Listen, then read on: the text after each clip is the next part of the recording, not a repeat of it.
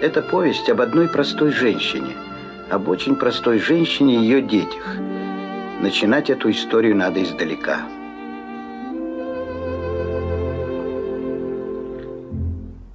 Шла гражданская война. Был тогда Евдоким Чернышов молодым человеком. Долгая война была. Пронесла Евдокима от Урала до Карпат, с Карпат в Питер, из Питера во Владивосток. Что хочешь было на этом пути.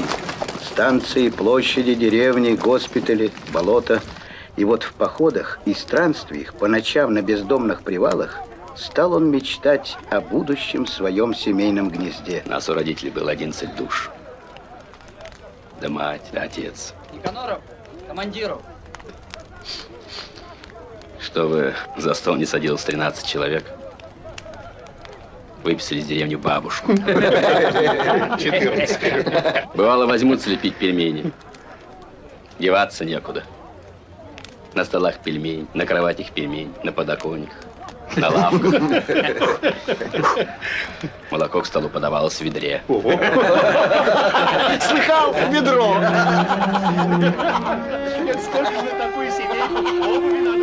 И для себя Евдоким строил в мечте такой дом. Строил и украшал. Нес в этот дом заработанный хлеб и гостинцы. Светлые детские головки окружали большой стол. Светлая женщина господствовала у большой печи. Жена должна быть аккуратистка. Всегда чисто убранная. Помощница должна быть. Советчица. Детишки ласковые. Вот покончим с беляками. Обеспечим России жизнь. Вернемся к своим местам.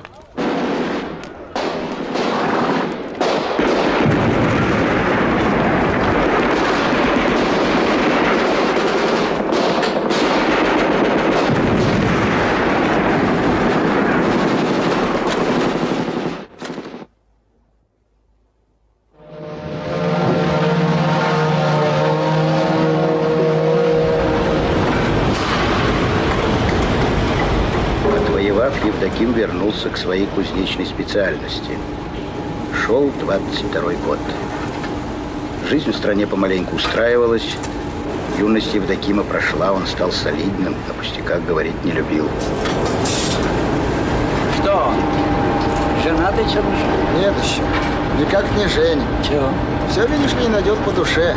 Парень он, конечно, основательный. И жену ему надо подходящую.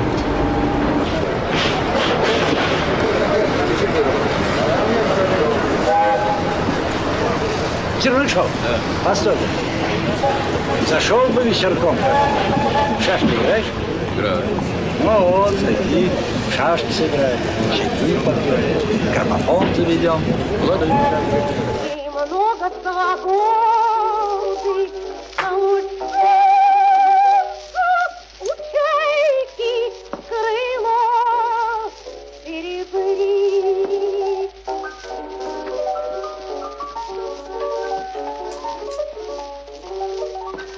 Ну что это выстрел?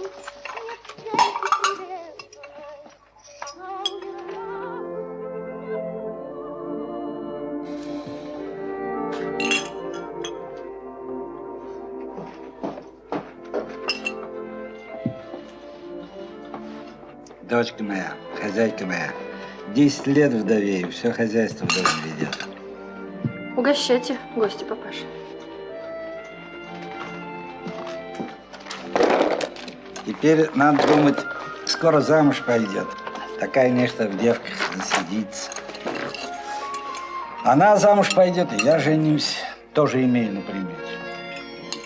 Плохо без хозяйки в доме. Ни прибрать, ни принять. Евдокия! Евдокия! А горчицу подай.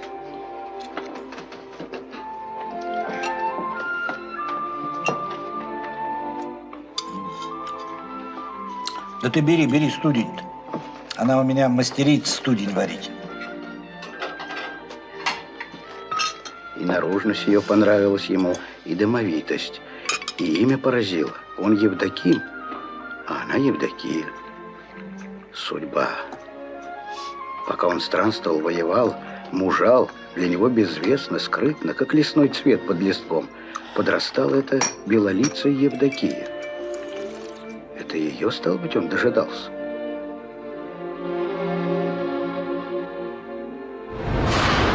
В шашки играешь? Играю. Зашел бы вечерком как-нибудь. В шашки сыграем, граммофон заведем. Ну что ж, зайду. Вон.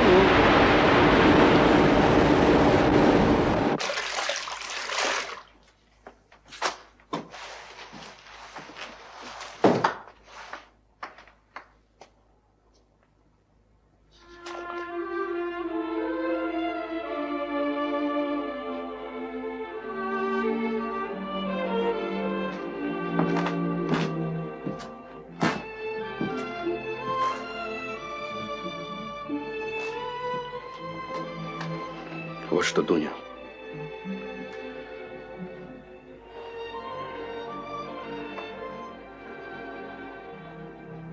Эх ты. В жизни все бывает, это запомни, Евдоким. Все в жизни бывает, и обижаться не надо.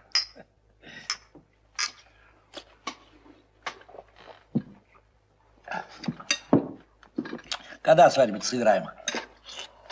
Вы не тяните, Валенко, играйте скорее. Прежде чем свадьбу играть, хочу дом поставить. Где? Горсовет даст участок. Что, сам будешь ставить? Так это долгое дело. У меня в деревне, блин, и 4 брата. Позову, приедут, пособят. Братья приехали и построили дом. Свадьбу справляли в доме Авдеева. Хозяйничала теперь Софья, будущая мачеха Евдокии.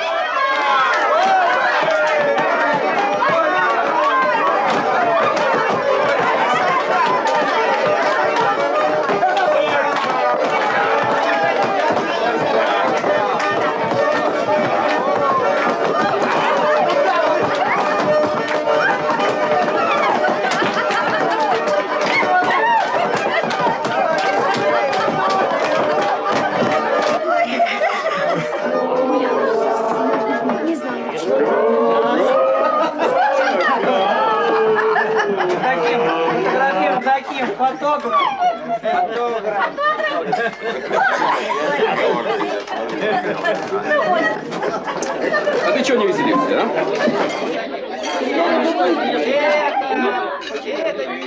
А она у меня дикая. Ведь у людей дети как дети, а у меня Бог с ней, как волчонок. Вот по хозяйству помочь не допросишься, а читать где-то научилась. Ну, кого научилась читать-то? Говори. Не скажет. Хоть пополам ее перережь, не скажет. Ну, ты скажи. Съешь, Наташа, сладко.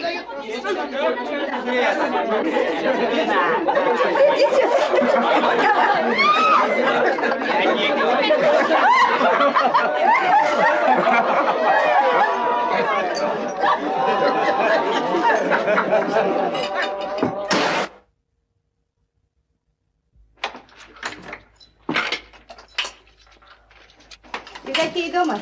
На базар пошла. Ну, потом зайду. Дрожжей думала заняться. Что, сосед, хочу спросить. Тебе-то уж верно известно. Ахмед совсем уехал, что ли? Какой Ахмед? Ну, неужто не знаешь Ахмеда? Такого хорошего человека и не при дворе его. Ахмед татарин, из бакалейной лавки приказчик. Зазнова Евдокиина, гуляла с ним.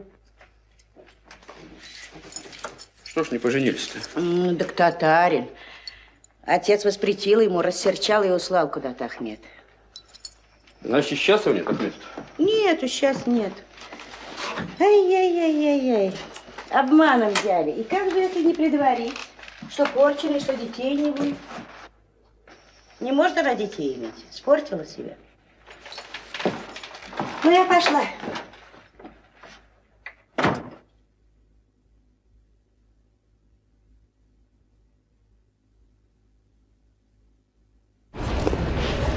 Вот оно как. Вот, значит, как. Можно, конечно, развестись. Советская власть никого силком не принуждает жить. Можно оставить при себе, держать в унынии, источить попреками. Ты, мол, несчастный, обманом меня взяла. Точить и точить, чтоб стал тоньше спички. А этого он и не умеет. Это так вообразилось. Она думала, Евдоким хороший человек, но скучно с ним. Молчит да молчит. То ли дело Ахмед. Всегда-то веселый, всегда ласковый. Сказки, бывал, сказывал, шутки шутил. Учил любовные слова по-татарски говорить. Хорош был Ахмед.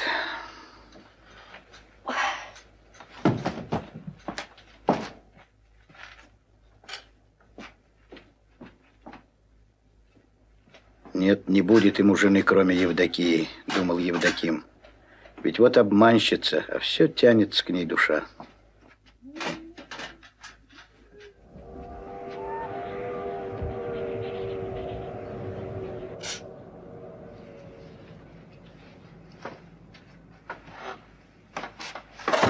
Ты чё? Случилось что? Дяденька Евдоким дома? Нет, а тебе зачем его? Так.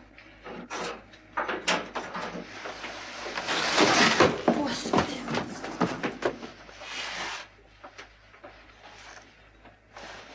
Господи, горячая, да ты какая.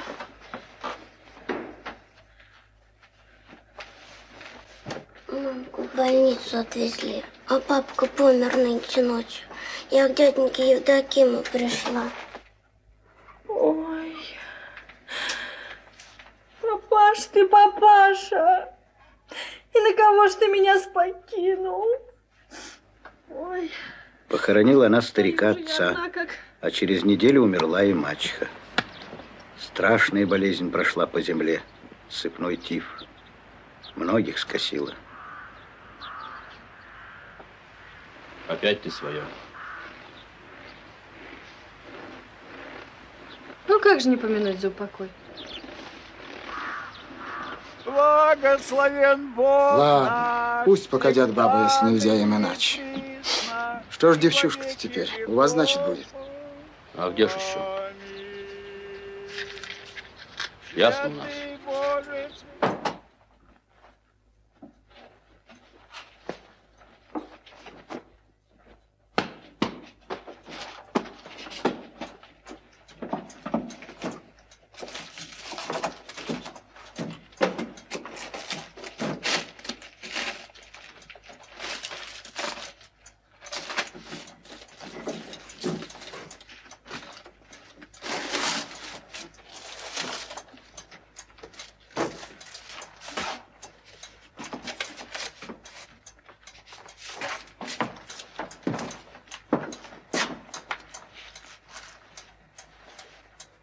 Ну, вот я тебе книжек принесу, дочка.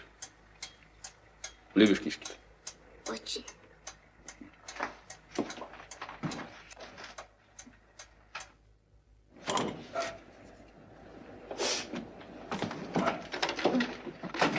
Донь! Делегатка пришла. Ой, Господи. Делегатка из женотдела неграмотных переписывает. Да ну? Да, у Марюшки была, теперь к тебе идет.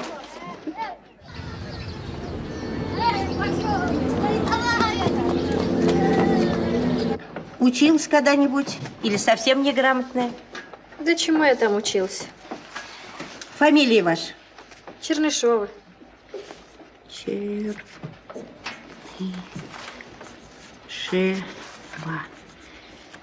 Советская власть поставила задачу ликвидировать неграмотность в корне.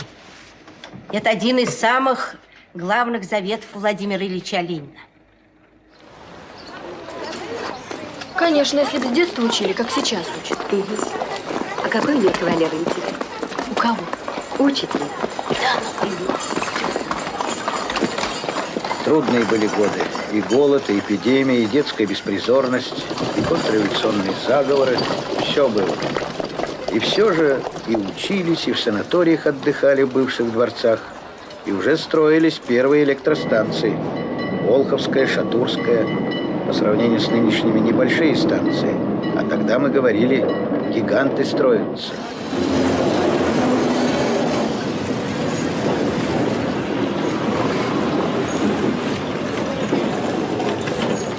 Он побежал!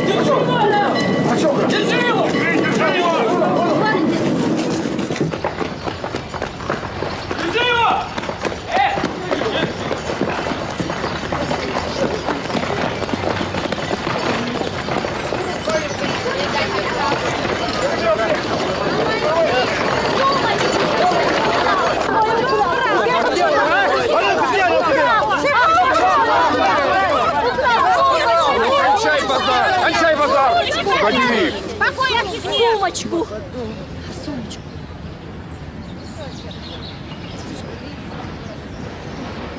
Самосуд затеяли.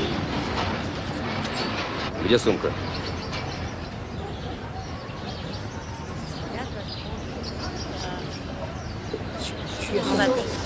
Ваша? Моя.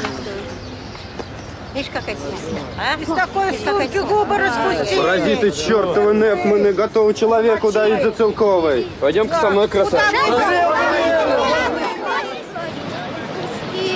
Ладно, ладно, давай печатай.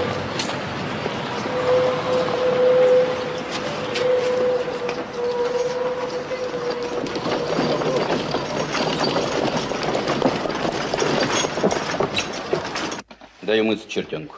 Да покорми.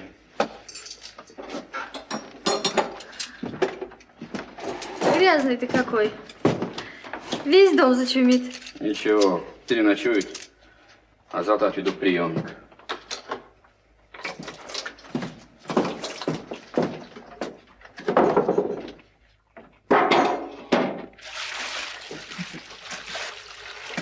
Я холодной водой не могу мыться. Я малокровный. Скажи, какой нежный.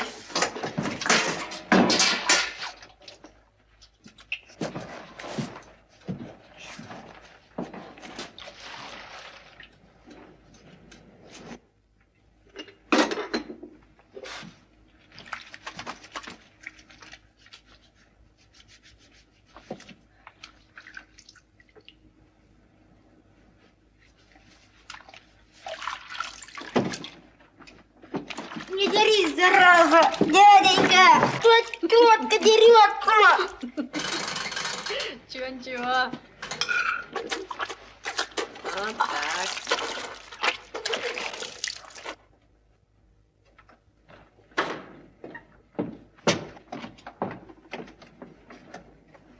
Иди покушай. Тебя как зовут? Андрей. Ну, садись-ка. Откуда ты? Вон, из Самары. А, отец, мать есть. Голодовку поняли.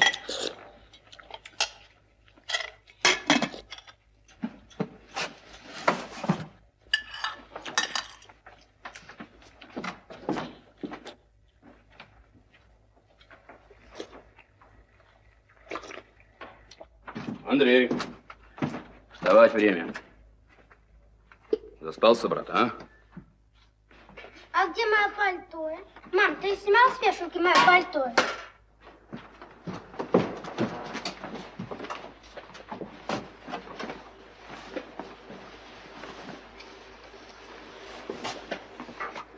Ну вот. Ты побольше води уркагана в дом, еще не то будет. Води, води. Тебе бы догадаться, поснимать с вешалки, да попрятать.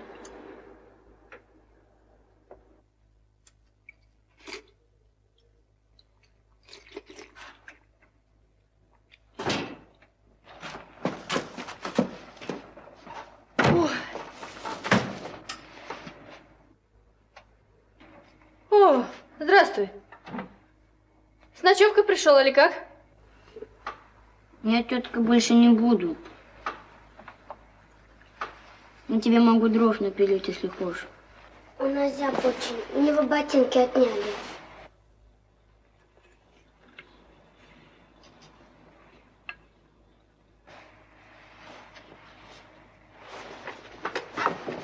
А Жубейку где девал?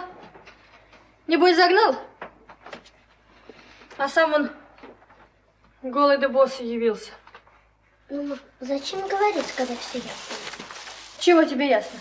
Говори, не говори, Шубейки-то все равно нет. Нельзя голову босого человека на такой мороз спугнуть. Расселся.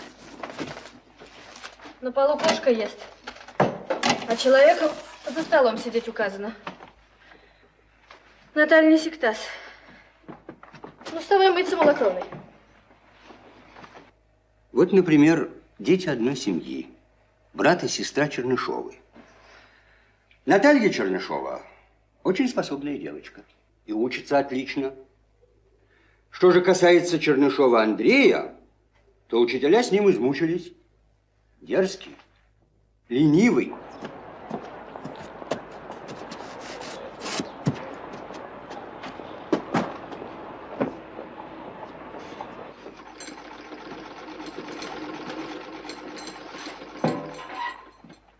Стараешься. Зря стараешься. Все равно твое дело какое. Подрастешь, выскочишь замуж, и все забудешь. Неправда. Не забуду. А вот и врешь.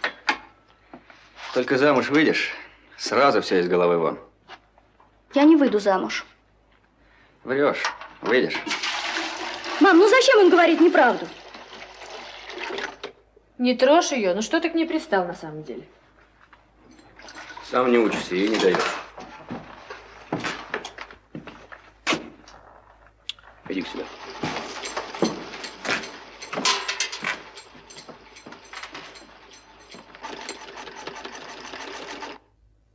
Что делать будем? Неважно наше дело. Возьмите меня на завод. Скучно мне на парте с пацанами сидеть. И на заводе будешь так же лодыри гонять? Не буду. Честное слово, не буду.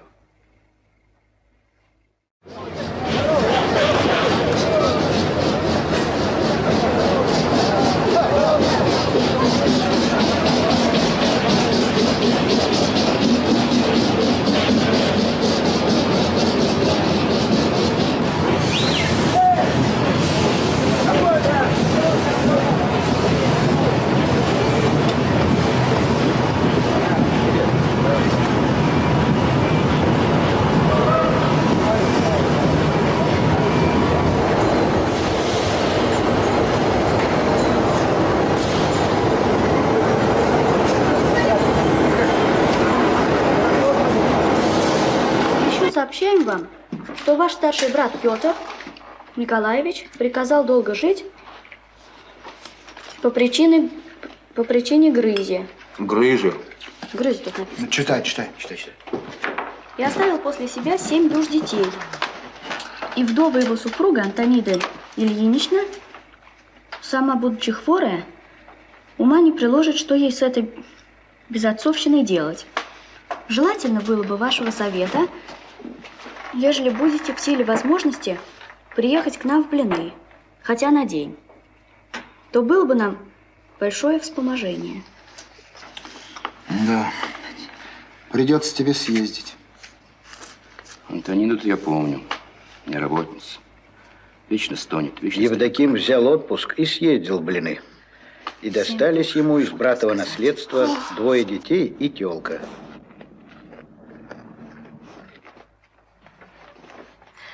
Да стой ты смирно. Тетенька, а почему Андрюша с Наташей вас зовут мамой? А мы с Катей, тетенька. У Андрюши с Наташей матери нет. А у вас мать жива. Наша мама нас не захотела. Ну, молод ты еще мать судить. Так.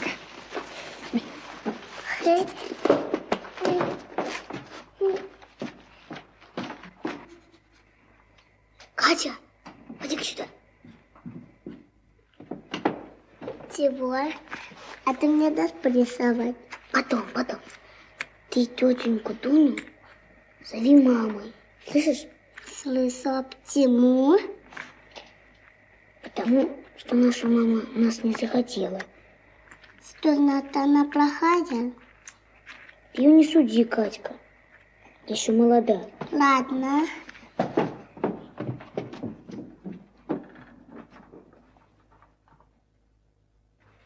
Ты сам все нарисовал? Сам.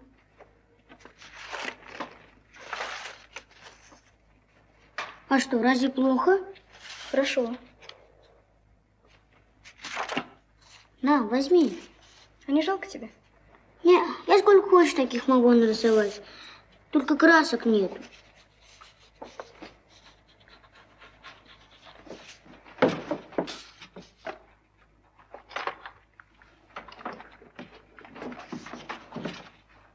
Бери мои краски.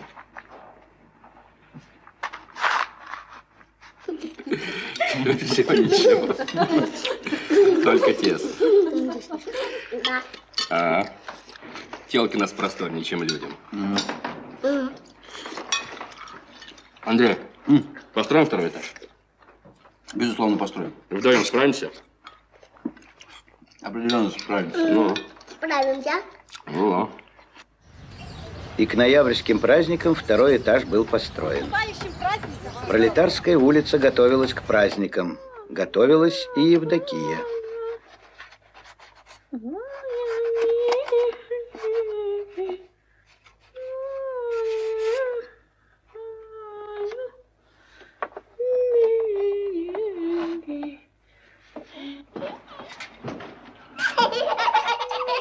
Опять навешаешь полный угол. Ну как же не вешать? Бога не ведь? Да нет его бога-то, Дуня, нету. Ну как так нет?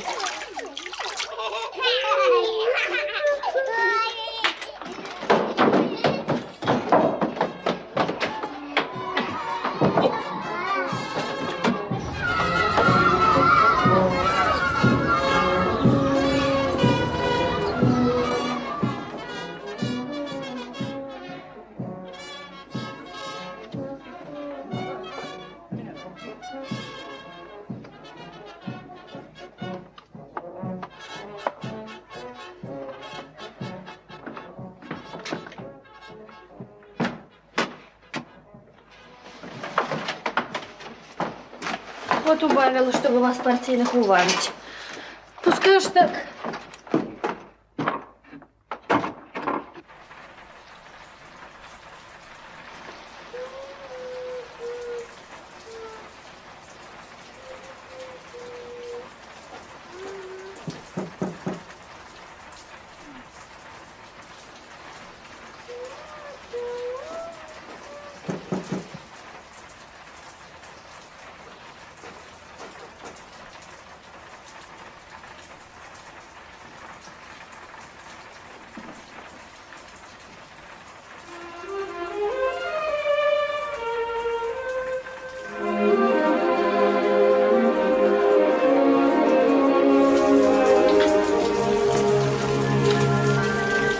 Ахмед.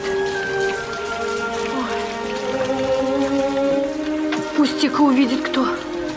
Иди. Джаным, как стемнеет, приходи туда, к булочной. Буду ждать.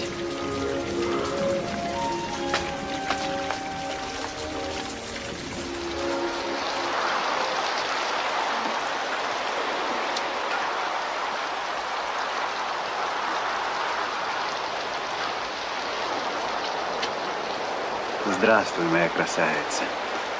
Здравствуй, моя любовь.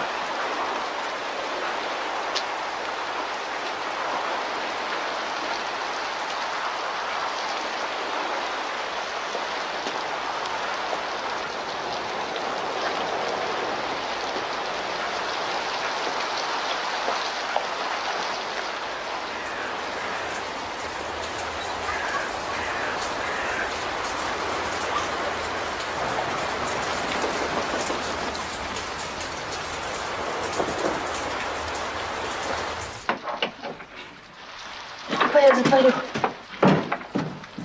Ты что, не спишь?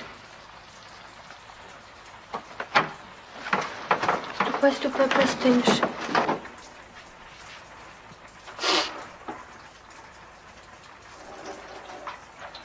Мам, где ты была? Тише, перебудешь всех.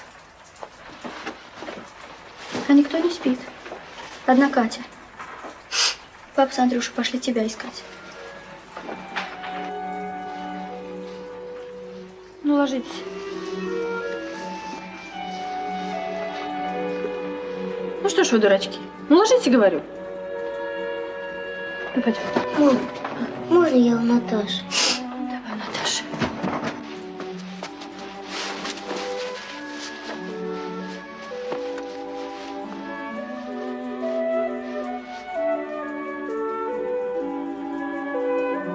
Ну, спи.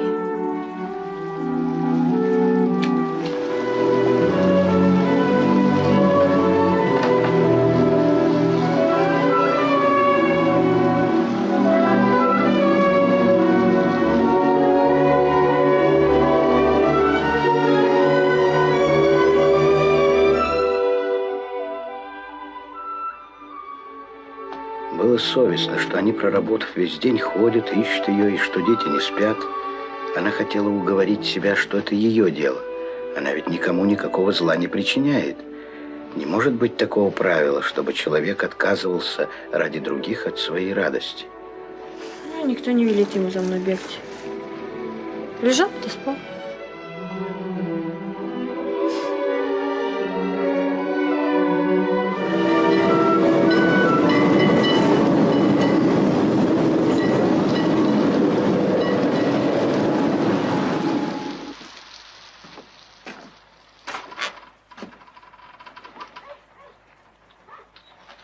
Где ты была-то? Где была, где была? Товарку родильную провожала. А тебе только бегать да срамить меня. Какую товарку? Машу.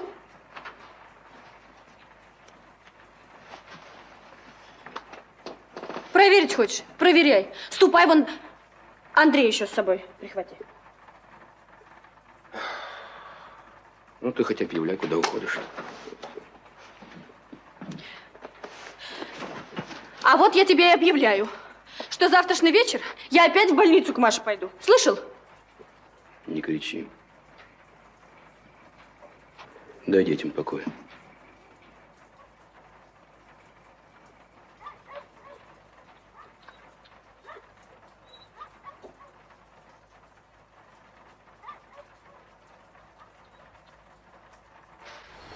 Слушай, быстрее давай, некогда мне.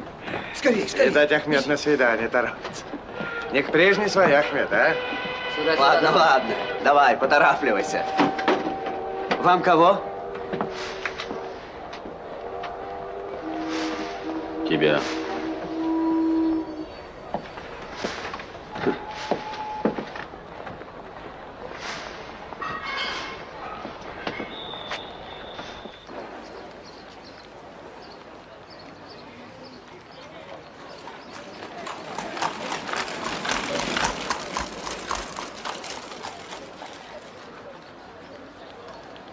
Ты зачем опять явился?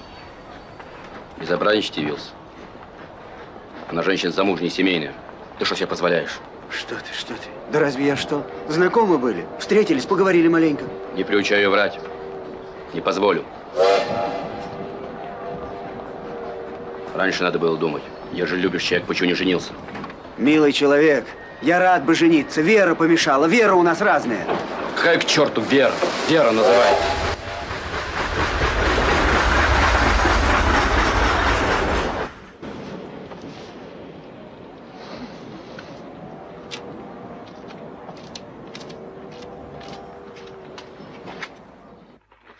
И выходят 33 богатыря. И с ними дядька Черномор, самый главный богатырь. Мама. Ну как там Маша, разрешилась? Не знаю, я не была у нее. А у нас что дальше? Дальше? Дальше было так.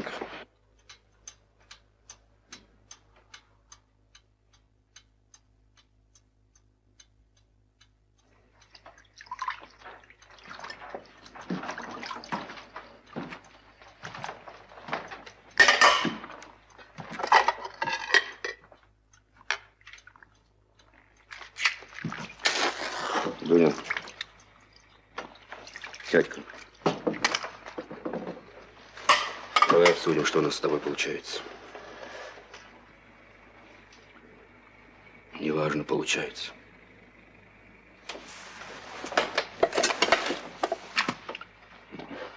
Что было раньше, то ладно уж. Но больше не хочу обмана. Хочу честной жизни. Хочешь, будь с Ахметом. Но потихоньку к нему не бегай. Ведь есть же у тебя совесть, а рассудок есть. Можешь ты себя придержать.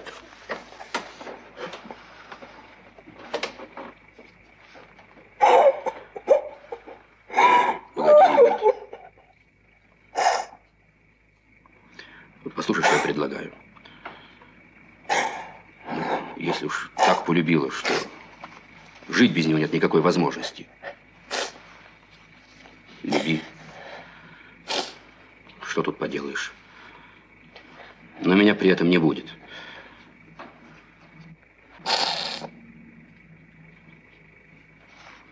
Может, боишься, что бездомный останешься? Не бойся. Ты вот в этом доме как была, так и будешь. Он твой. Дом этот. А ты? Ну, обо мне сейчас разговора нет. Мы с детьми другой дом построим. Ну, уедем куда-нибудь и построим. Детей ему не оставлю. И тебя-то оставляю. Скрипя сердце. Если только сама захочешь. Не пойму. Ты любит, говорит. А сам тебя в жертву попадским басням принес. Ну ладно, дело твое.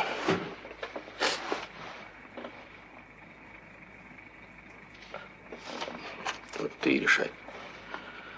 Скорее. Как решишь, так и будет.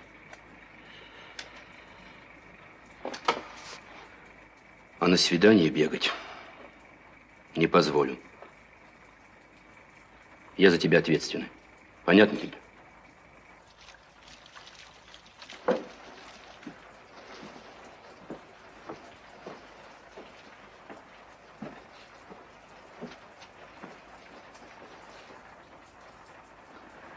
Вот так она будет сидеть одиноко по вечерам и ждать Ахмета. Дождь будет шуметь по крыше, а Ахмет придет ли, нет ли, неответственный человек. А Евдоким и дети будут далеко, и не нужны им станут ее заботы. Ей стало обидно за них, и ужасно, что они уйдут отсюда из-за Ахмета. А ужаснее всего, что уйдет Евдоким, без которого не было бы ни дома, ни семьи, ничего не было.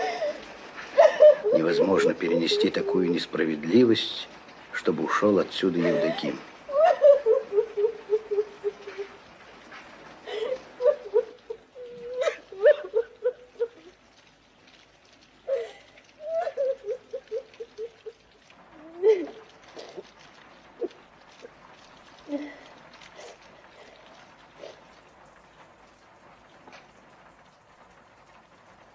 И вдруг ей подумалось, чего это я плачу, глупая? Ведь Евдоким сказал, решай. Решай, сказал. Как, значит, захочу, так и решу. Кому тут быть, а кому не быть.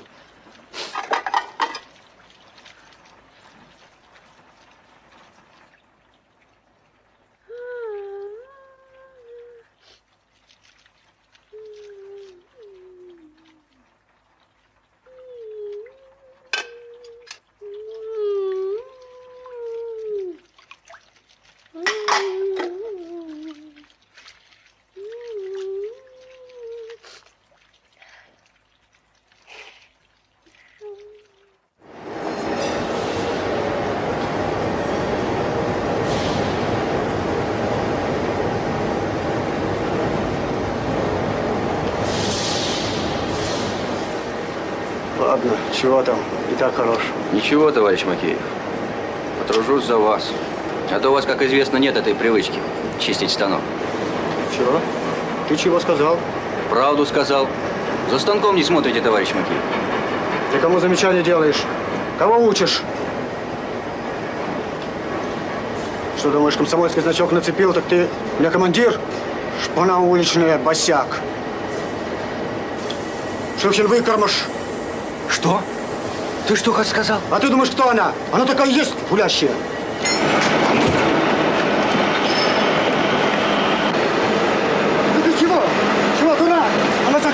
начала. С Ахметом из поколения лавки.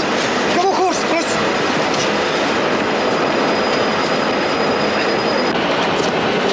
Все равно, если вещь. Ни за что не ручаюсь. Видеть его могу. Она мне мать, ясно вам? Ясно. Яковлева, нет? Нет. Ясно. Но если ты еще раз затеешь драку, узнай Чернышов. Буду ставить вопрос о твоем исключении из комсомола. И я свое добьюсь, ты знаешь. Ладно. Обещаю не трогать.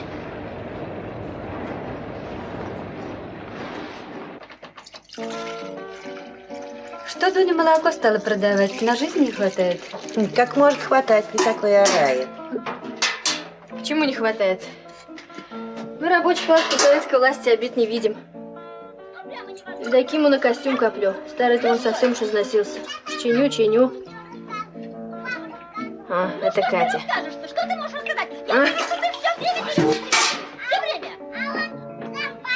Катя! А ну забирай свою!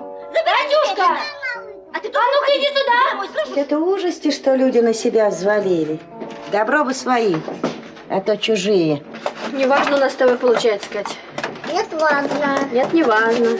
Все нас ругают, совсем ты дерешься. А он сам. Что сам? Сейчас А он сам первый. Что? Ну и что первый? А я ему как дала. Чем ты ему дала? Ногой. Ногой дала. Ну? Мама, я сама. Подожди-ка, ты же все право уронишь. Мама, я сама.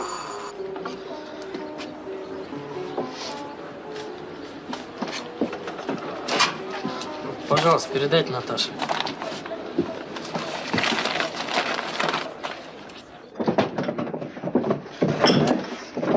Андрей, бери хлеб. А, Катерина. Катерина.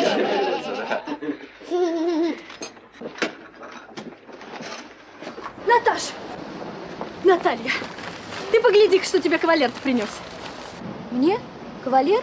Да это, наверное, Вовка. Ну что ты, мам, какой же он кавалер? Ой, счастливая ты, Наталья. Мне вот никто никогда цветочек не подарил. Сейчас ему, конечно, рановато жениться. Можно подождать. А он симпатичный. Ну что ты, мам, придумываешь? Он просто товарищ, понимаешь? И больше ничего. Ты, Наталья, чересчур потайная, вот что. Ты чё мне голову дуришь? Да не, что товарищи букет носят. Извини, мам, мне надо заниматься. И мне об этом неприятно говорить. Извини.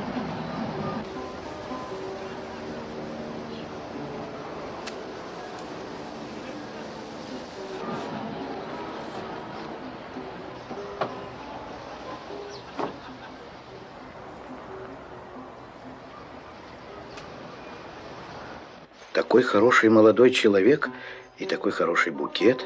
И имя милое – Вова. А ей даже говорить неприятно. Вы подумайте, чего же ей надо, Наташа? Так и будет веки вечные в книгу смотреть. В эту пору стали с Пролетарской улицы уезжать молодые люди. То один уедет, то другой. Тот на Амур, тот в Челябу, в Кузбасс, на стройке пятилетки.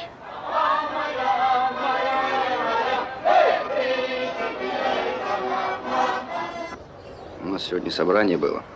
Ну? Записывали на магнитку. Угу. Так вот, я думаю, что если мне туда податься? А у нас тоже собрание было. Да? Угу. Многие девчонки едут. А ты? Я. Как же так? А так? Да нет, как же так? Мы сразу оба и уедем. А старики что скажут? Нет, вдвоем нельзя. Надо кому-то оставаться. Разыграем на спичках? Давай.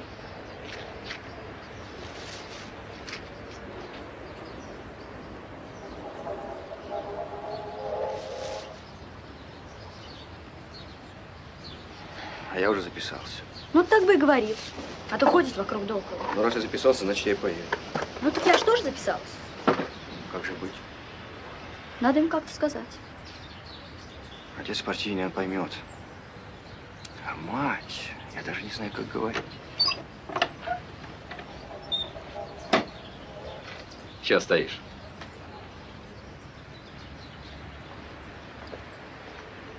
Ребята где?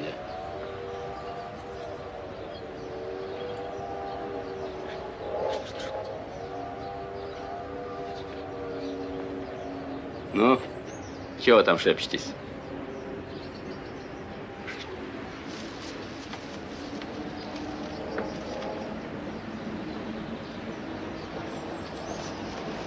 Уезжать собирается.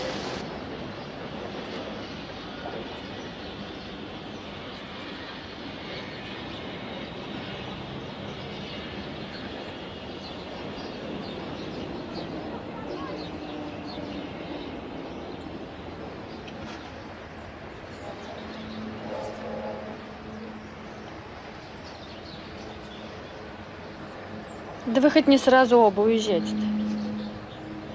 По очереди.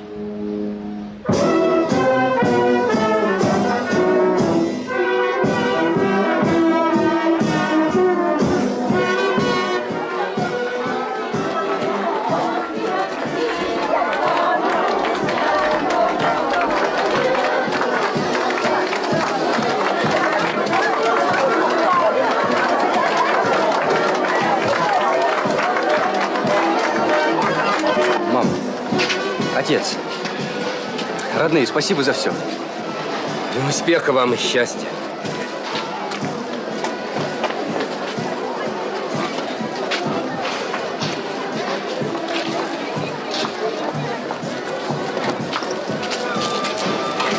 Наташенька, чтобы у тебя все ладно было.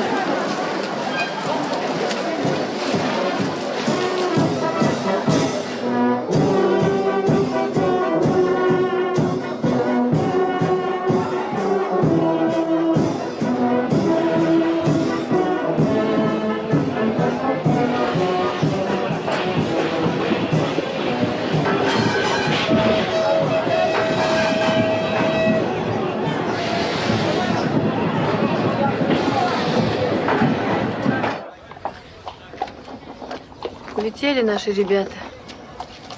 Выросли и улетели. Законное дело. Скучно будет без них.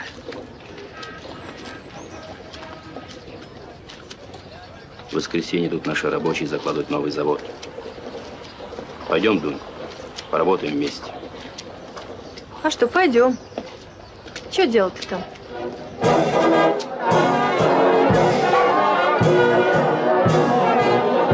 Шагающих экскаваторов еще совсем не было. Да и простой экскаватор считался редкостью. Миллионы кубометров земли перевернула лопата.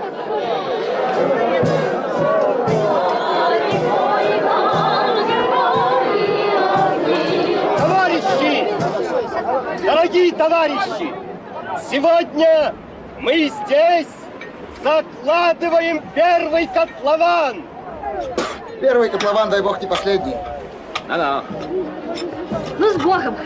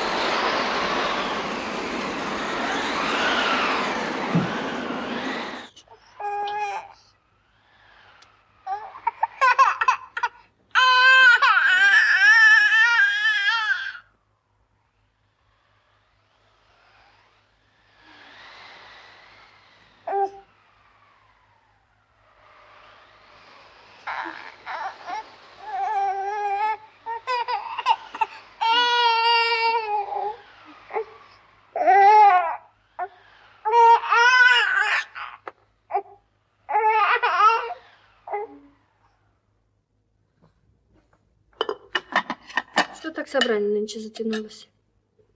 Судили одного. Из заводского материала утварь делал. Продал свой карман. А кто ж судил? Мы судили собрание. Собрание.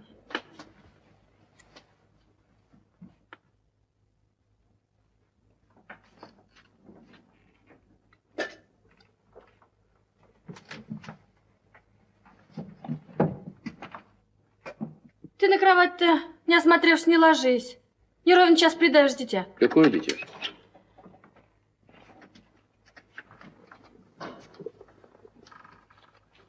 Вот мальчика Бог послал. Это чей же? Стал быть, наш. Подкинули, что ли? Подкинули. Александром звать. Откуда знаешь-то? Записка была вложена.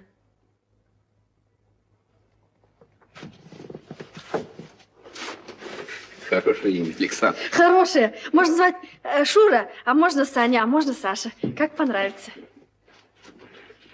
Вот те раз. А где же я-то лягу, а? А ты ложись вот к стенке, а я с ним с краешку лягу. Еще задаешь и ночью-то. Придется завтра люльку ему сработать. Тут кости у него молодые, мягкие.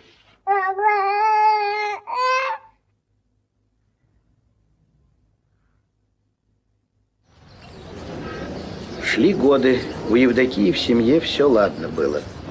Рос Сашенька, сынок. Сердце.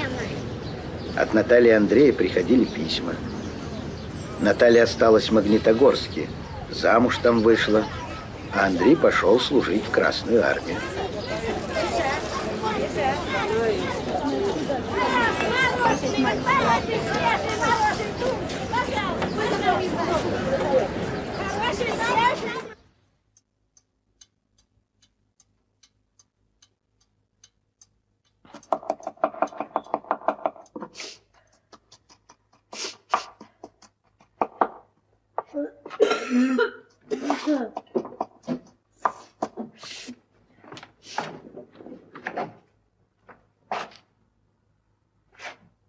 Подайте ради Христа. Ну, садись, поешь.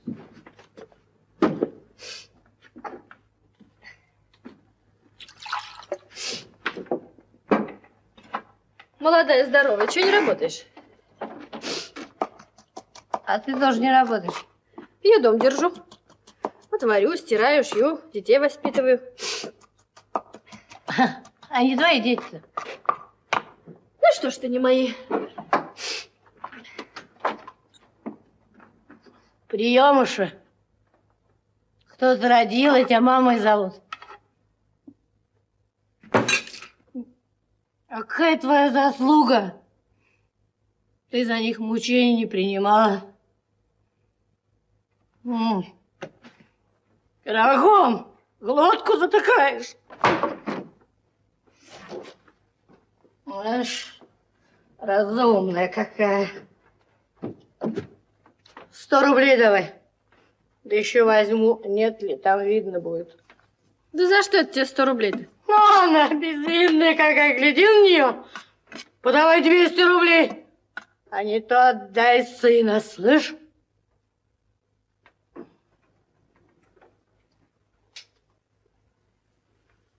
Да ты ж его подкинула. Бросила. Не ври. Ты его украла. На суде покажу. У меня вот метрика есть. И свидетели приведу, что мой. Ты чужими детьми пользуешь, чтоб не работать, возле печи сидеть. Но наш пролетарский суд, он правду видит. Он тебе паразитку на чистую воду выведет. 200 рублей. И то чересчур дешево за 5 лет. Ну ладно уж. Так и быть. Давай 200. Нет у меня 200. Есть не знаю сколько, посмотрю. Катя, побудь здесь, не уходи.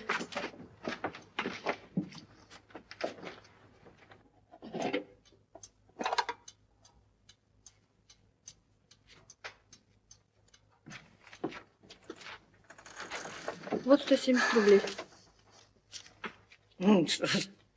Ничего, остальные в получку отдашь. Когда у вас получка-то? 15 числа. Ну-ка, садись. Пиши расписку. Катя, дай чернила.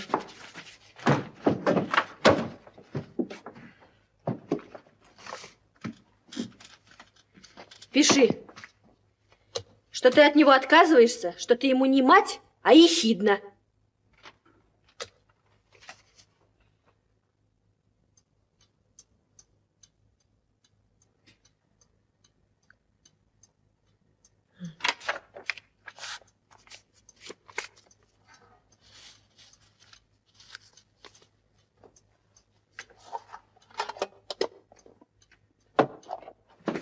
Принимай жена получку.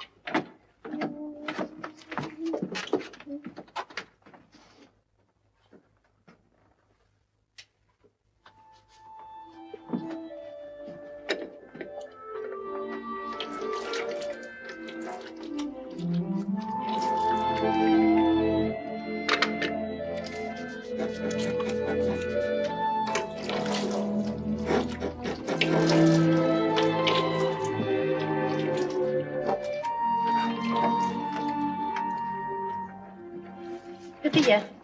Сегодня 15, я за алиментами. Ты что, должок забыл? Ни копейки не дам. Как это так? А вот так. Эти деньги мой муж своим трудом зарабатывает. На эти деньги дети наши кормятся. Ни копейки тебе, пьяница, не дам. Так вот ты что, вот ты как. Ох, пожалеешь, миленькая. Ох, пожалеешь. Ох, вспомнишь, Аннушка, Петр. Пожалеешь, миленькая. Стой. Никого и ничего. Ничего, Евдоким, ты не беспокойся. Ну, я вам покажу. Украли единственного ребенка, дорогой товарищ судья. Эти вот двое, муж и жена Чернышовы. А жена Иждивенко нигде не работает, и собственный дом у них. Украли и пользуются, а я ни при чем. Хотите, значит, сами воспитывать вашего ребенка? Ну, раз такое дело, что я ни при чем, то я не желаю, чтобы они воспитывали. Я законная мать, собственноручно его родила, а лучше родной матери никто не воспитает. А потому прошу, дорогой товарищ судья, поддержать меня как женщину трудящую, пролетарку истинную, против этих домовладельцев. Где работаете? По сбору тельсырья. А как ваша фамилия? Шкапидар. Шкапидар. Да не может быть такой фамилии. Скипидар. Ну, садитесь.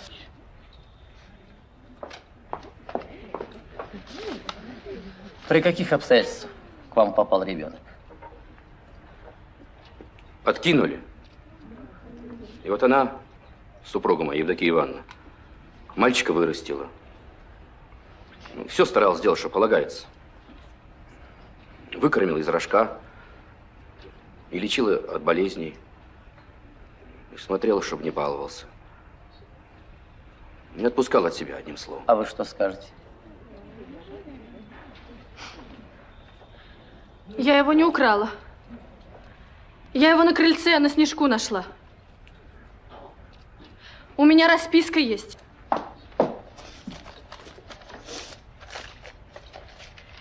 Вот. Отказываюсь я ему ехидная. Какая-то ерунда. У вас вопросы есть? Ну, а где ребенок-то? Он тут.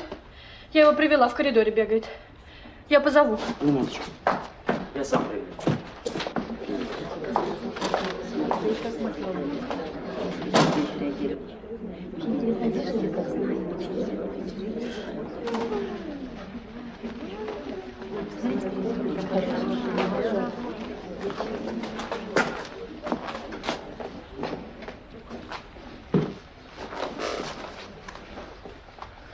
Как твоя фамилия? Чернышов. А зовут? Саша. А отчество знаешь? Знаю. Александр Евдокимович. Ну, как, Александр Евдокимович, тебе живется? Хорошо или плохо? Спасибо, хорошо. А где твоя мама? А знаешь, Александр Евдокимович, у тебя ведь не одна мама. У тебя есть еще и другая мама. Неправда. Да вот она. Шурик, Шурик, моя деточка. Разлучили нас злодеи. Не узнает мой сыночек свою родную мамочку. А что, Александр, если тебе перейти жить к другой маме? Ну, пожил у одной, поживи у другой, а? Шурик, Шурик, поди ко мне, моя деточка. Шурик. Именем Российской Социалистической Федеративной Советской Республики.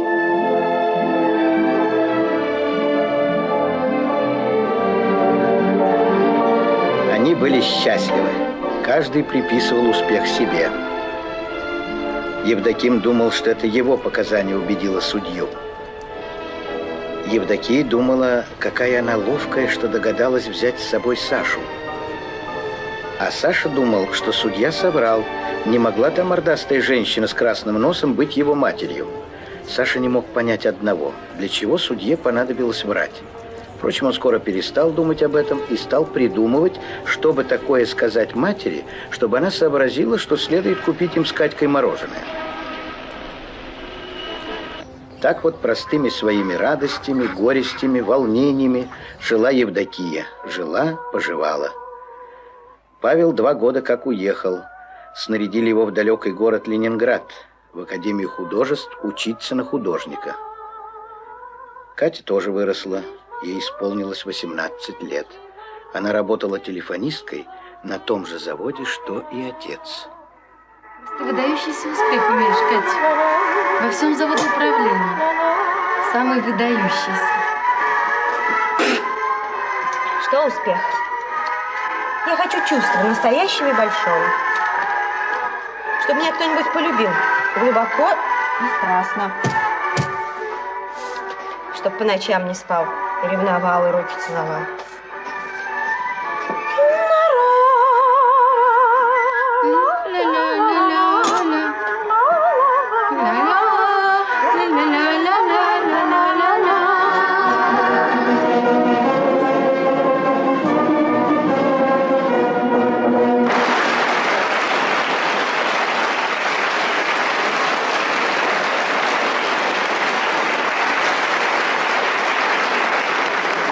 Золотыми именными часами премируются Чернышов Евдоким Николаевич и Шестеркин Иван Егорович.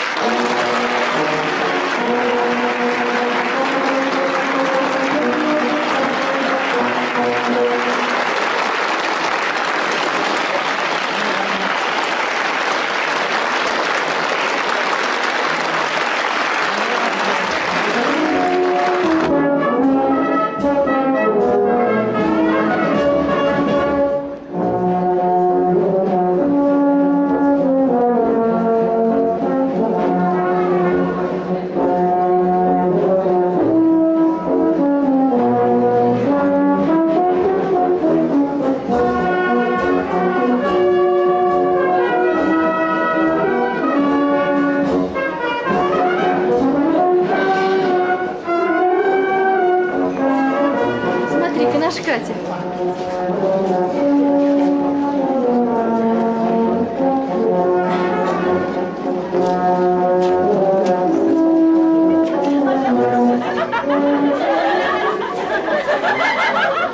На.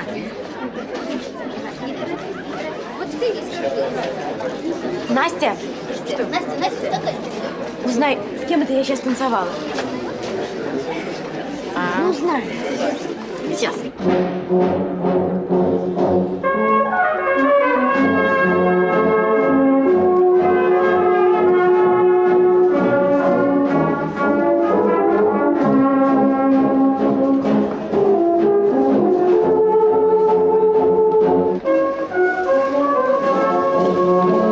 Колесов, звать Митя.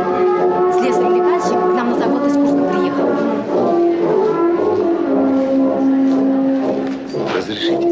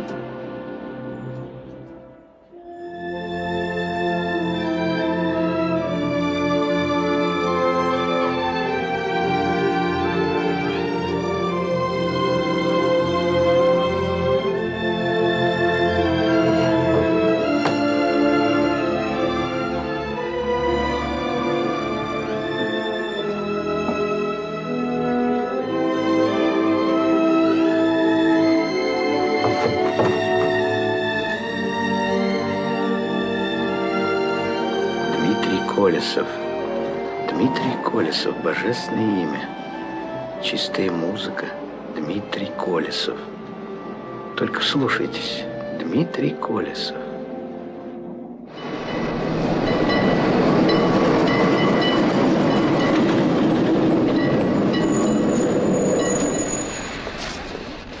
Ты иди, пап, я догоню. Слушай, о чем там вчера говорили, да? Нет.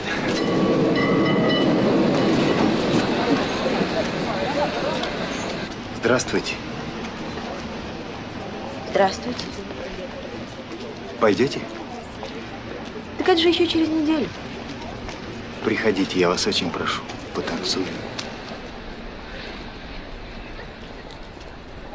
Они увиделись раньше, ровно через 3 дня, но поговорить им так и не удалось.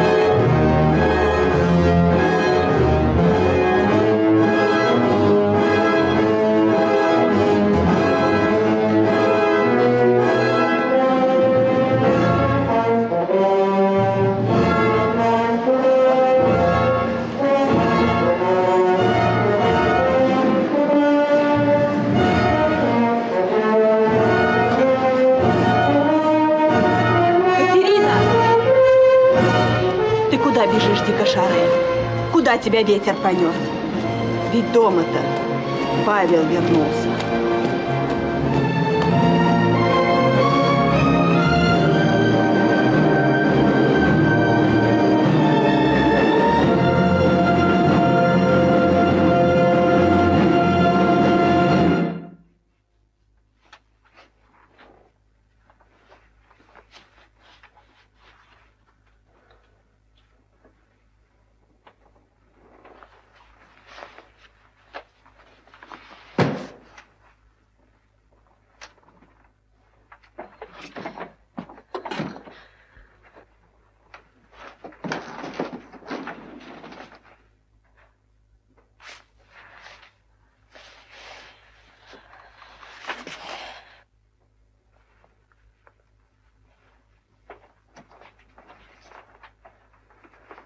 Катя, вот я здесь оставляю кое-что. Очень прошу тебя сохранить. Что это?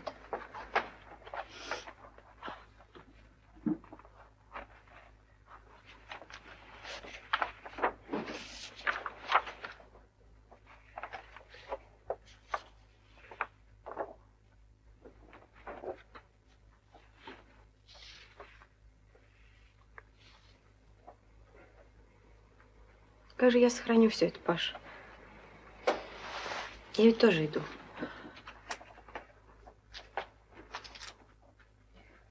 Ой.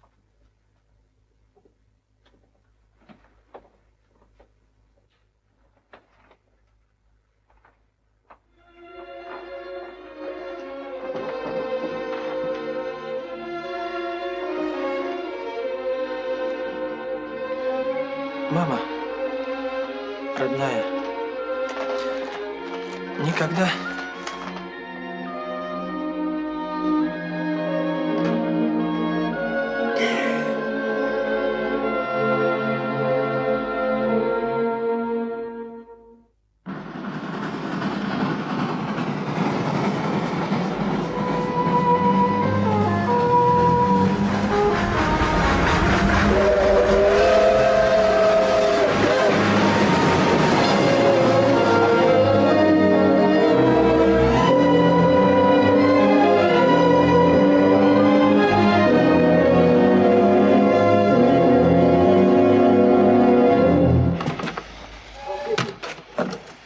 Это я.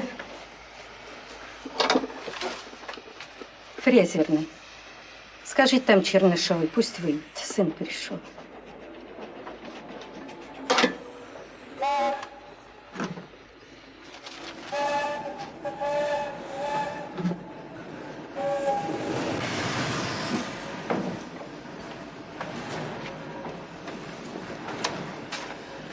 Письма есть?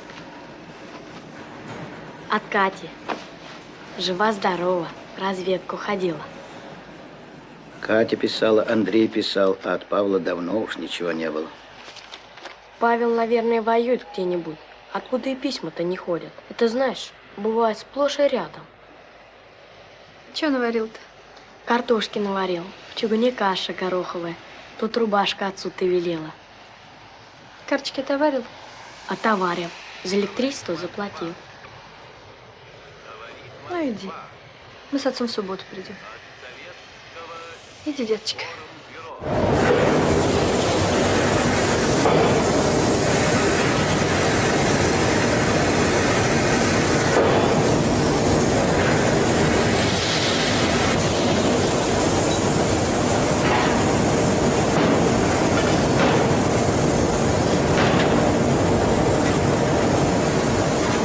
Идите поспите.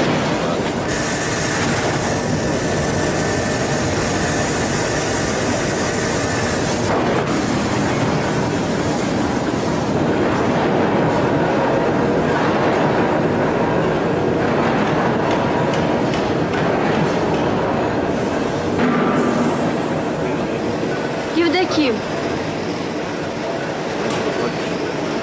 Письмо от Кати.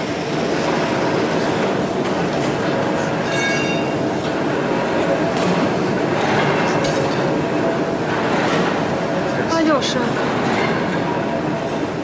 Господи, да что ж это делается-то? Глядишь, так и нашего Сашу скоро возьмут. Когда ж кончится эта проклятая война?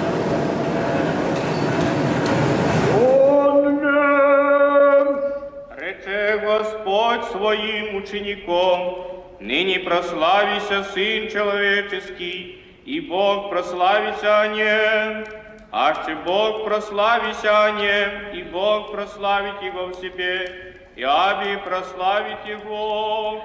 Молилась о детях своих, всем им просила жизни. Все имена перечисляла, но отчаяннее всего молилась о Павле. Ведь сколько месяцев невесточки. И хотя уже сомнение занозило ей сердце, да есть ли Бог действительно? Может, прав Евдоким, правы дети? Нету Бога. Если Он есть, премудрый, милосердный, то как же Он допускает, чтобы столько погибло людей? Чтобы столько крови и горя было на свете? Хотя уже запали ей в голову эти мысли, тем ожесточеннее молилась, будто условие ставил: спаси Павла, сохрани Павла, тогда уверюсь, что ты есть. А битва все крепчала. Похоронная? Похоронная Чернышова. Через военкомат? Почтой.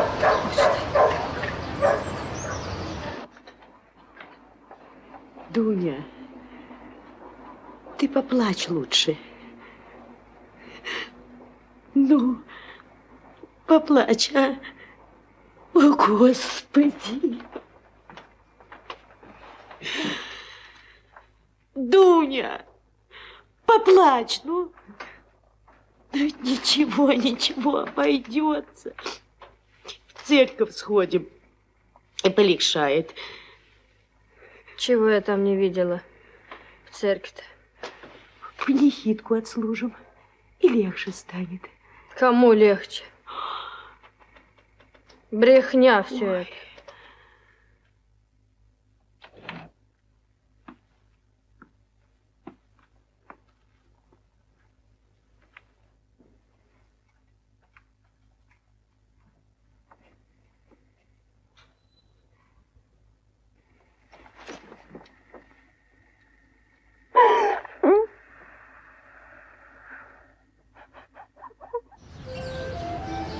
И пришла победа.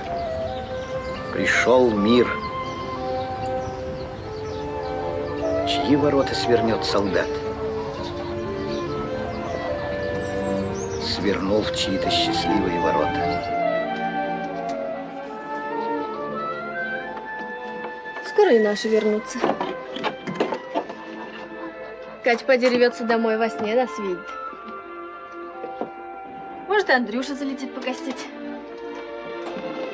Скорее бы уж приезжали, чтобы ты, Наташенька, могла их поглядеть. Наталья, взяв отпуск, приехала повидаться с родителями и показать им дочку. Интересно, какая она стала, Катя.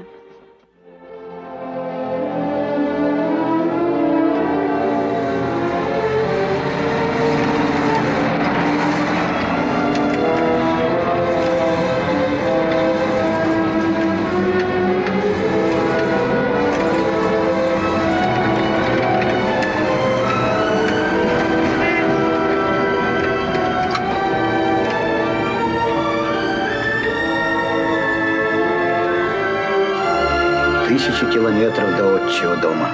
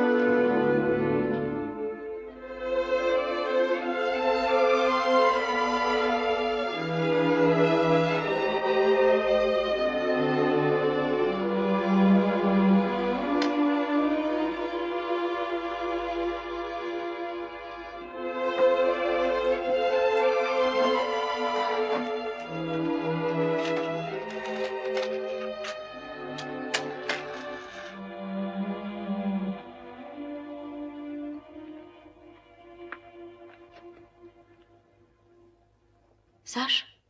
Ага. Здравствуйте. Здравствуй. Большой ты вырос. Вы тоже. То есть ты. Мать на работе? Она сейчас придет. Ваша комната убрана.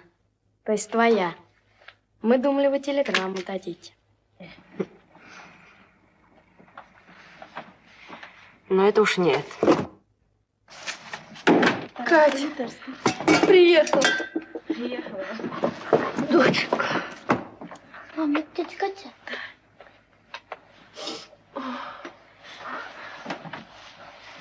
Катюша, родная. Наташенька. Слава Богу.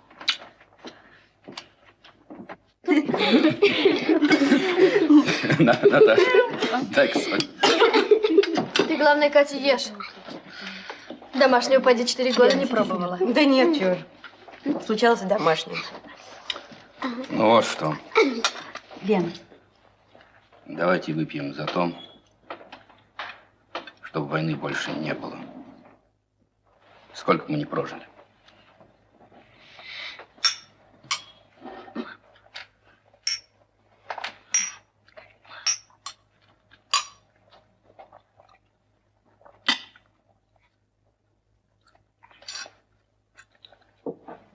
Ну, дочка, что собираешься делать дальше? Работать пойду. Опять по связи? Телефонистку? Пойду, куда партия пошлет. В партию уже.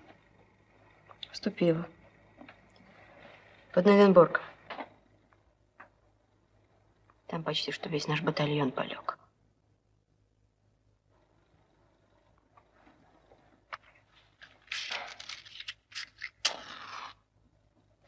Уж как мне хочется, чтобы ты свою личную жизнь устроила.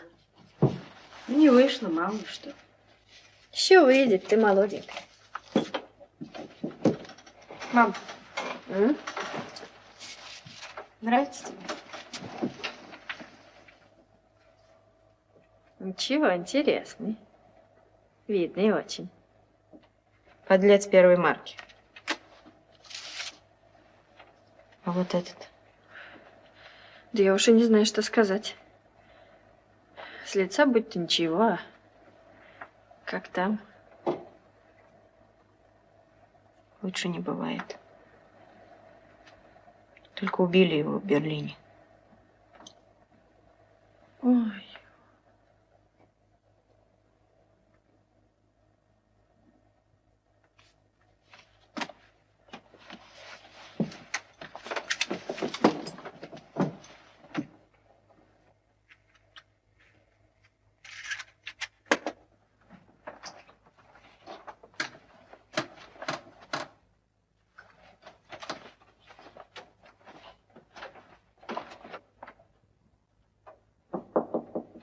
Не спишь, Катя? Нет еще. Я к тебе на минутку. Заходи.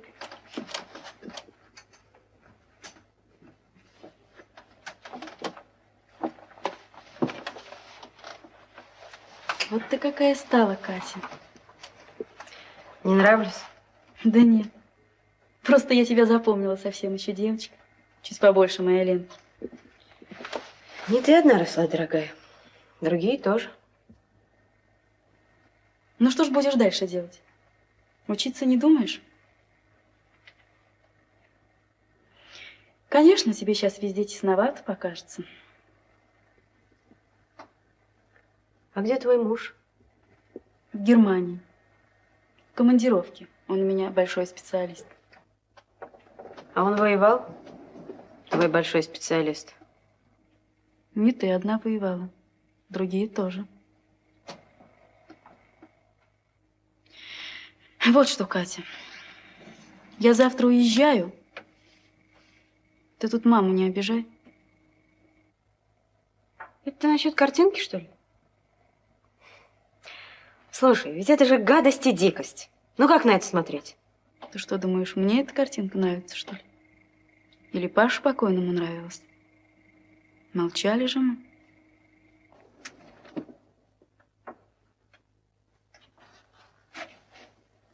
А зачем молчали? Надо быть терпимой. А с какой стати терпеть? Чего ради? А чтобы матери ненужную боль не причинять, вот чего ради. Да мать умнее тебя, она даже и внимания не обратила. Не понимаешь ты ее. Все обратили внимание, только молчат, чтоб не портить радостный день. Терпит, значит. Не будем раздражаться. А ты чему меня учишь? Так ведь знаешь, до чего угодно домолчаться можно, если эту вашу молчанку в принцип возводить. Нет, миленькая, я того, что мне противно, терпеть не стану. Нет. Катя уехала от родных, жила в другом городе. Она окончила курс партийных работников, работала инструктором райкома. Вам далеко, гражданочка? На молочный завод. Садитесь, подвезу. Спасибо. Мне просто повезло.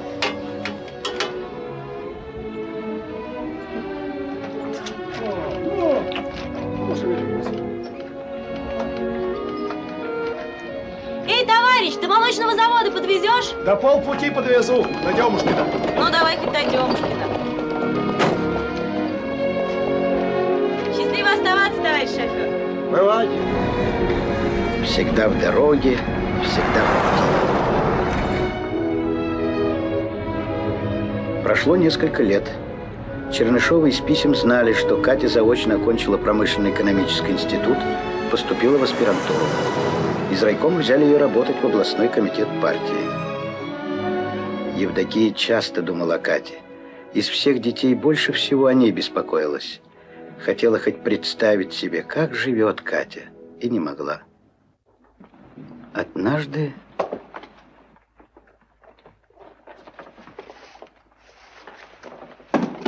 Побеспокою вас, это мое место. Почему это ваше место? А вот ордер номер 19. Вот, понимаете, у меня тоже 19 номер. Не знаю, не знаю. Уступите мне, пожалуйста, мое место. Я занимаю свое место. В чем дело, граждане? Ну что же, вы выписываете два ордера на одну койку. Ну-ка. Пожалуйста. Давайте другую. Другой нет. Я, конечно, извиняюсь, больше ни одной нет. Черт знает что. Ну, помиритесь как-нибудь. Я, конечно, извиняюсь, но можно по очереди. Полночи вы поспите, а полночи вы. Товарищ дежурная. Черт побрал, вот дурацкая история.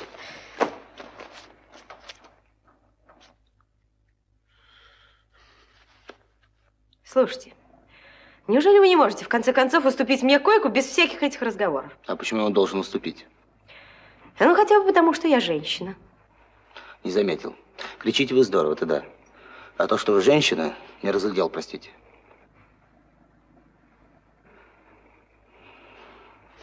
А ну вас. В самом деле. Пользуйтесь вашими привилегиями. Слабый пол.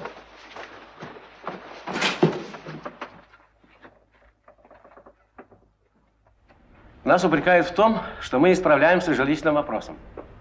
Но в сущности только один дом законсервирован. а остальные будут закончены в срок. Разрешите? Пожалуйста. А почему законсервирован именно тот дом, в котором квартиры должны получить работники научно-исследовательского института? Люди приезжие, наименее устроенные. Видите, товарищ Чернышова, мы считаем своим долгом в первую очередь обеспечивать жилплощадью наши местные кадры. А работники института – это не ваши кадры? Ты когда приехал? С тех пор, как институт переехал из Москвы к вам, это ваши кадры. И вы по справедливости обязаны о них позаботиться. Правильно говорит товарищ Чернышова. Чернышова. Пожалуйста, товарищ Порокин. Я поддерживаю точку зрения товарища Чернышова. Да что ж получается, понимаете? 20-й съезд партии вынес определенное решение. Люди приехали к вам во исполнение этих решений, а вы к ним спиной. Так ничего не получится, кроме отпугивания людей от хорошего дела.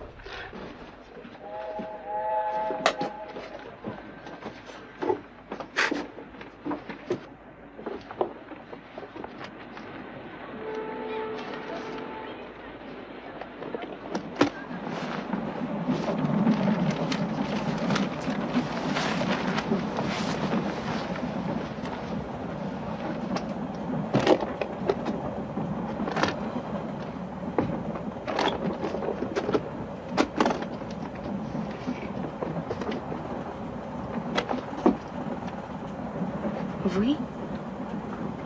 Здравствуйте. Вы, кажется, везде. Но теперь я, кажется, не занимаю ваше место. Теперь нет. А вы куда? Домой. А где ваш дом? Да думаю, что в тех же краях, где и ваш. В обкоме работает, мне рассказывали. А вы? Передаем концерт, Я в Сонархозе. записанный по трансляции из Москвы.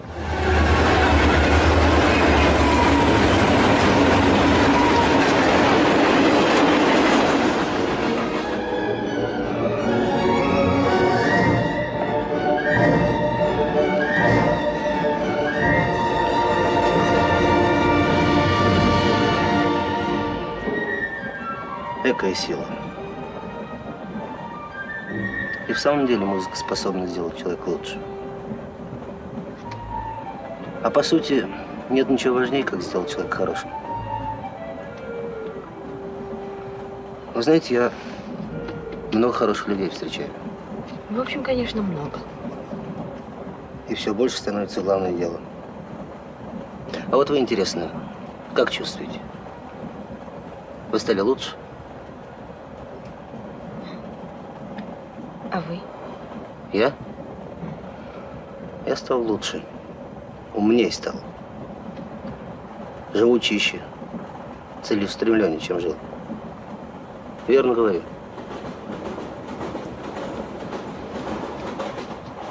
Только жизнь от этого легче не становится. Ну что ж. Да ничего. Просто говорю, что многое в жизни пересматривать приходится. Решать заново. Вот вам простейший случай. Живут муж и жена в любви и согласии. Быт налажен. Заработки у мужа хорошие. По вечерам в театр ходит. Гармоническая семья, так сказать. И вся эта гармония летит прахом. Едва ставится под вопрос столичной квартиры. Ну, короче говоря, когда муж сказал, что уезжает на периферию.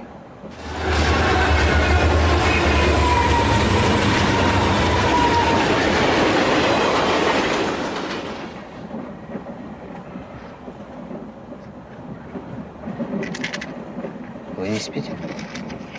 Слушайте, а дети есть? У этих людей, что вы говорили? Девочка 6 лет. Спать давайте.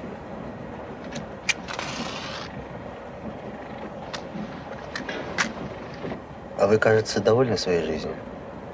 Я? Не знаю, как вам сказать. Жизнь моя хлопотливая. Мотаешься, устаешь, как собака. Иной раз и причесаться толком некогда. Но я бы, конечно, иначе жить не могла. Ну, правильно.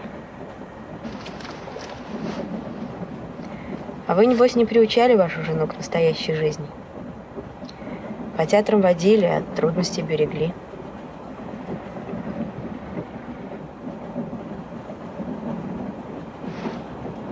А детей обижать нельзя.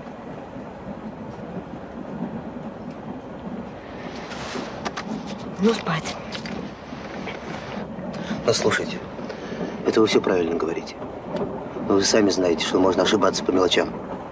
Можно заблуждаться. Можно даже изменить друг другу. И все это понять. Но нельзя предавать главного. Иначе тогда кто же мы? Вы согласны? Согласна.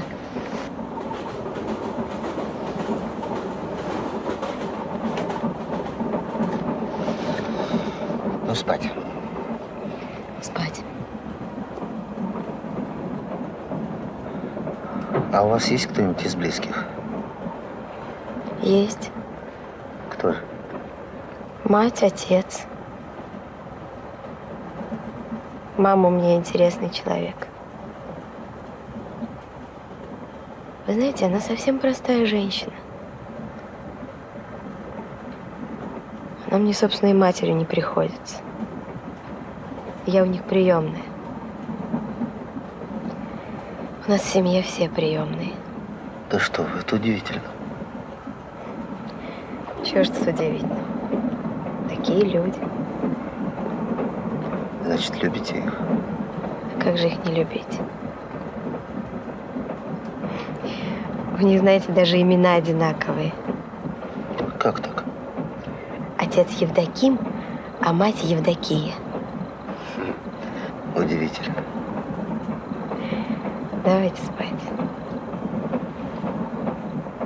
Давайте.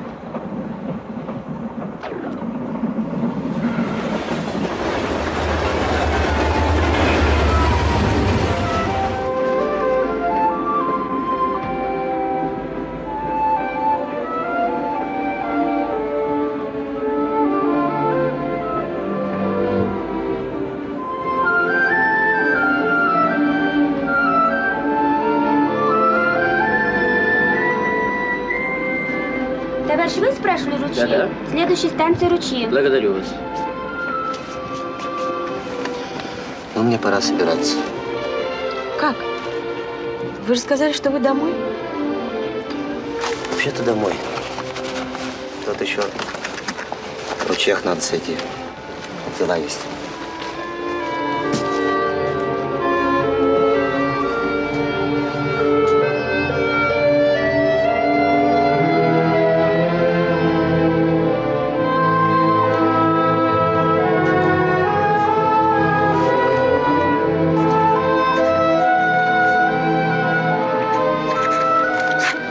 Мой адрес.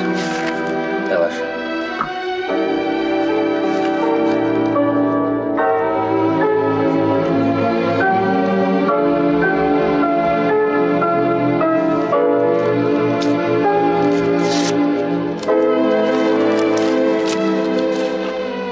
Ну? До свидания. А что же Евдокия? Давно мы не заглядывали к ней. Давай,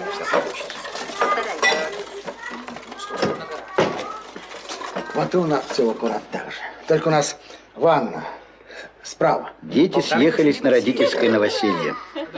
Саша, собственно, не приезжал, он с женой жил вместе с родителями.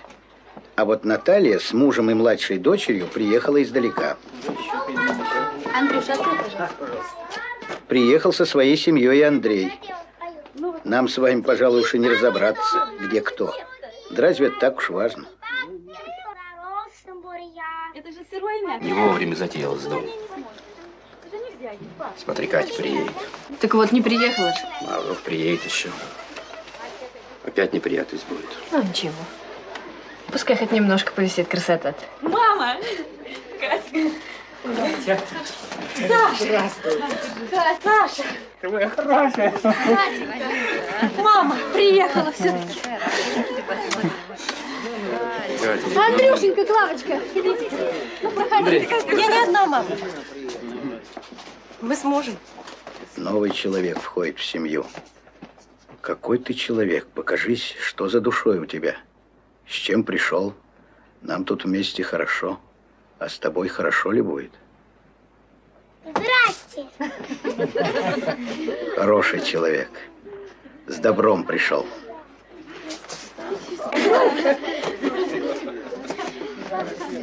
Входи, человек. Ты здесь у себя дома. Прошу, прошу.